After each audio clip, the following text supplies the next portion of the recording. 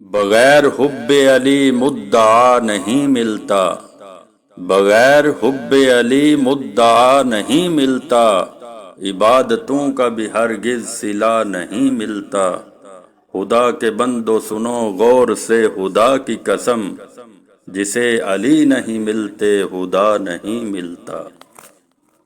حضرت علی کرم اللہ وجہ الکریم سے محبت رکھنے والوں میں سے ایک سیاہ فام غلام نے کسی کی چوری کر لی۔ اسے حضرت علی رضی اللہ تعالی عنہ کی خدمت میں پیش کیا گیا۔ آپ نے پوچھا، کیا تو نے چوری کی ہے؟ جی ہاں، غلام نے اقرار کر لیا۔ آپ نے شرعی حکم نافذ کرتے ہوئے اس کا ہاتھ کاٹ دیا۔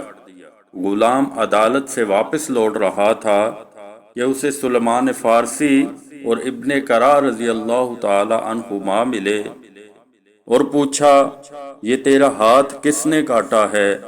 وہ بولا، یہ اس نے کاٹا ہے جو مومنوں کے امیر اور مسلمانوں کے سردار ہیں، جو داماد رسول صلی اللہ علیہ وآلہ وسلم اور زوج بطول ہیں۔ غلام نے محبت آمیز لہجے میں کہا، حضرت علی نے تیرا ہاتھ کاٹ دیا ہے اور تو اس کی مدح کر رہا ہے۔ ابن قرا نے حیرانی سے پوچھا، مجھے تعریف کا حق پہنچتا ہے کیونکہ وہ تعریف کے لائق ہیں، اور میں کیوں نہ ان کی تعریف کروں جبکہ انہوں نے میرا ہاتھ کاٹ کے مجھے اخروی عذاب سے بچا لیا ہے۔ غلام نے بڑے وقار سے کہا اور چل دیا۔ سلمان فارسی اور ابن قرا حضرت علی مولا کے دربار میں پہنچتے ہیں۔ سلمان فارسی نے پورا واقعہ گوش گزار کر دیا۔